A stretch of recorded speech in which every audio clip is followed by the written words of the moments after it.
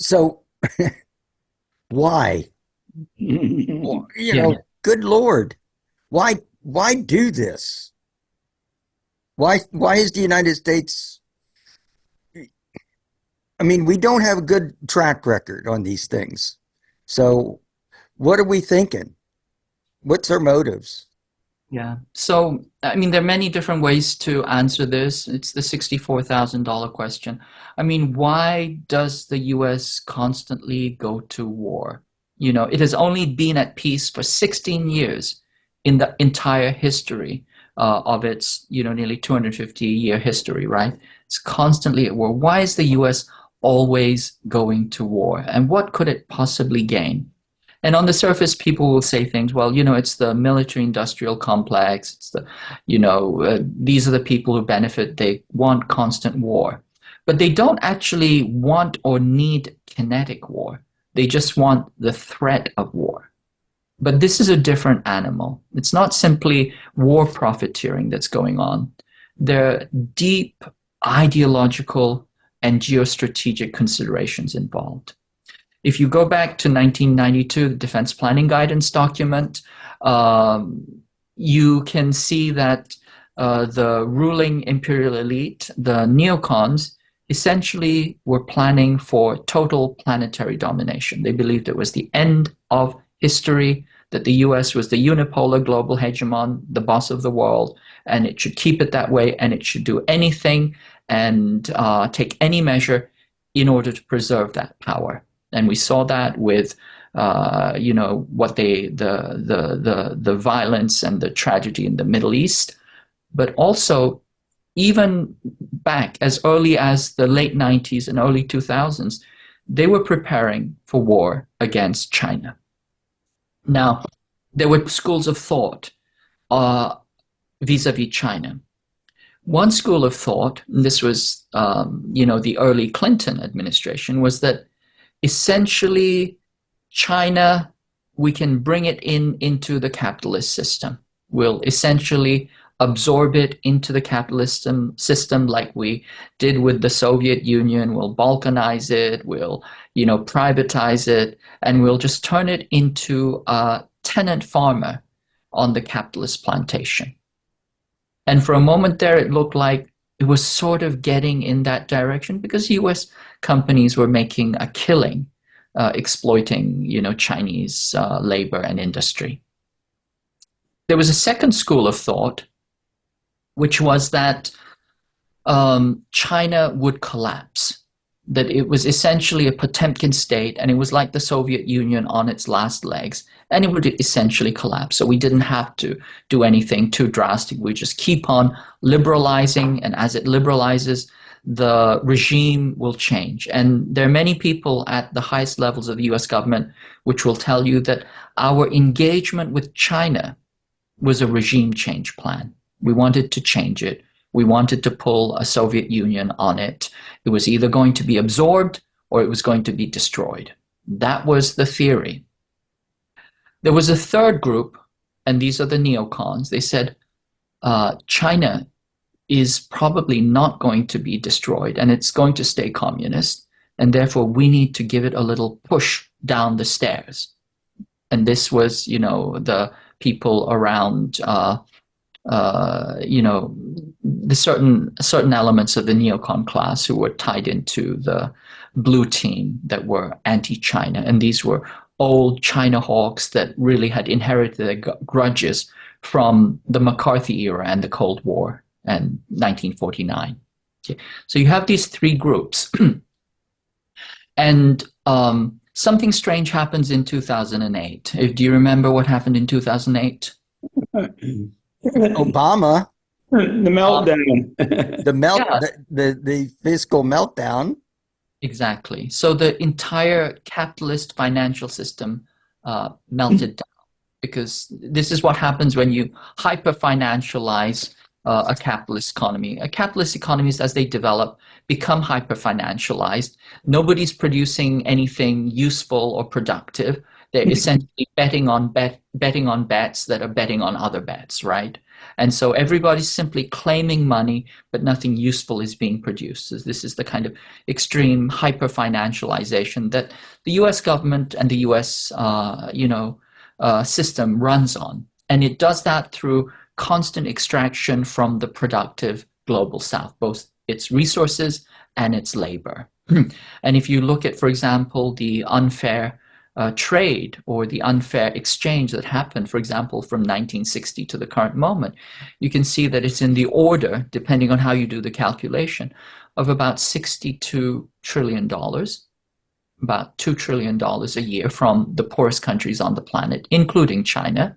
Or if you calculate the opportunity costs in as well, it's about $162 trillion, which is to say it's, close to, $3 trillion a year sucked out of the poorest countries on the planet. Okay. So there's this constant unequal exchange and this constant extraction happening from the global South. And what the neocons noticed is that China had broken free of this extractive system, that essentially it had run off the plantation, that it was building out its own country, it was becoming wealthy and powerful. And not only was it becoming wealthy and powerful, but it was developing on its own terms. Its development was not becoming more Western or more capitalist.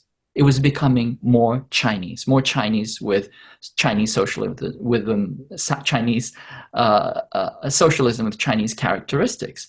Mm-hmm. And it was becoming, it is currently the largest economy by purchasing power parity already.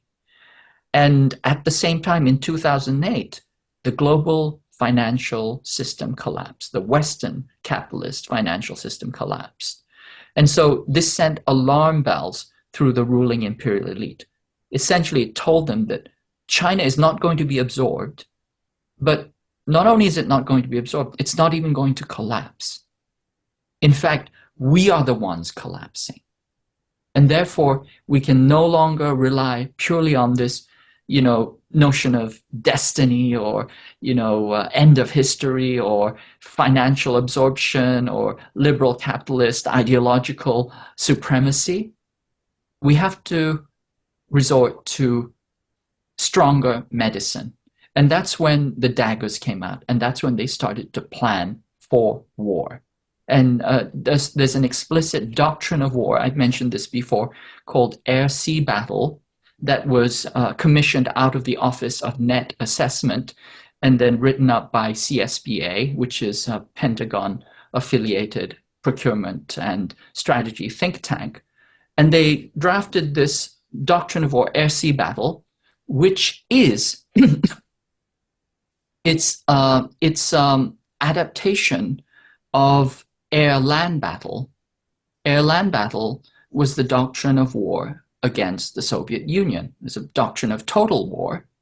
And air-land battle itself comes from the Yom Kippur War. It was the Israeli doctrine of war against Syria and Egypt. Essentially, it's a very, very aggressive form of attack. You decapitate your enemies, you attack. These are deep strategic attacks. It's battle extended in time and space against your enemy. And luckily, air-land battle was never used against the Soviet Union because it collapsed, but it was used in all subsequent US wars. In fact, we know air-land battle by its colloquial term, which is shock and awe. So as the US was using shock and awe against Kosovo, against Iraq, against Afghanistan, it was also preparing shock and awe for China in the form of air-sea battle. And air-sea battle was formally, drafted, and it was released probably around 2011, 2012. But we know that the work on it was being done on it for years and years before.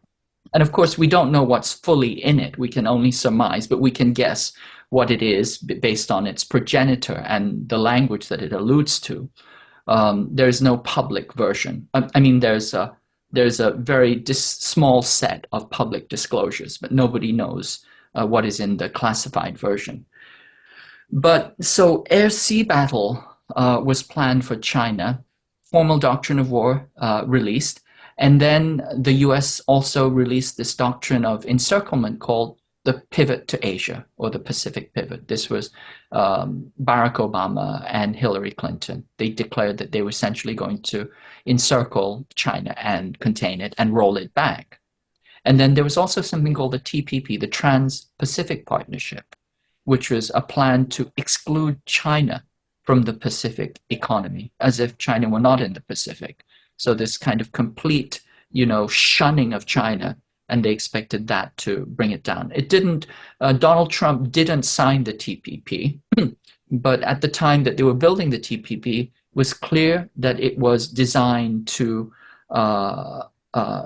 degrade China economically. In fact, the Secretary of Defense referred to it as more important than an aircraft carrier group in vis-a-vis, China.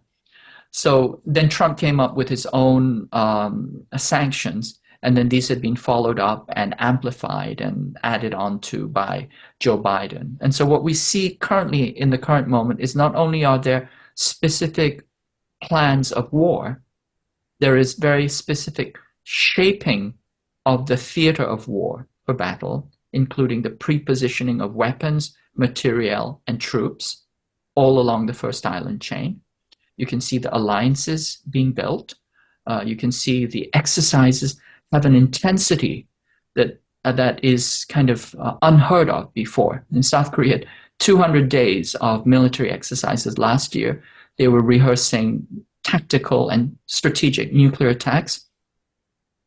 More recently, the South Koreans and the US have been rehearsing capturing and transferring prisoners of war. Okay. Now, I don't know if you've been in a military exercise or even if you're in war, the US usually improvises its POW strategy. The fact that they're actually rehearsing POW exercises tells you how granular and how detailed these exercises are. So once again, we can see that there's constant hybrid war, all domain spectrum war, information warfare, economic warfare, lawfare, political warfare, diplomatic warfare, but also very, very granular military exercises that speak to a tremendous level of preparation and determination. And we know that, the window, according to Admiral there's General Davidson,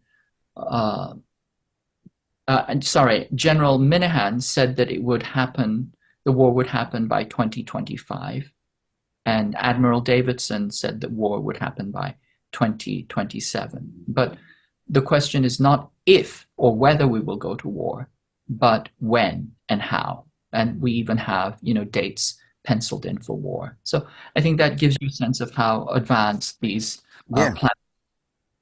And in your article, we have not precluded first use of nuclear weapons. Exactly. The U.S. Nuclear doctrine is what's called it's called a counterforce doctrine, which essentially is the idea that you strike first. If you go to war, and if it's necessary, you think it's strategically important, you strike first. And the idea is that you strike fast and you strike first, and then you gamble that you have knocked out enough of their nuclear capacity to be able to intercept anything that's launched in retaliation. That won't work. It won't work, but this is how they're thinking, right? Yeah. And essentially, they're willing to take the risk of ending the planet in order to maintain their elite hegemony. And it's all about maintaining the hegemony. Maintaining the power and privilege. Yeah. As I said before, they would rather end the world than end their power and privilege. Now, technically, China has a very, very small nuclear arsenal. It's somewhere in the range of 200 to 400 weapons. all of the nuclear warheads are detached from the delivery vehicle, so it does not have launch on warning. The Chinese position is that nuclear war should never be contemplated. It should never be fought. They're absolutely against nuclear war. But I think the US thinks that, because they think that way, we can play chicken and we can essentially either scare them into submission or, we can get in the sucker punch. We can get in the nuclear sucker punch, and that's how we will win.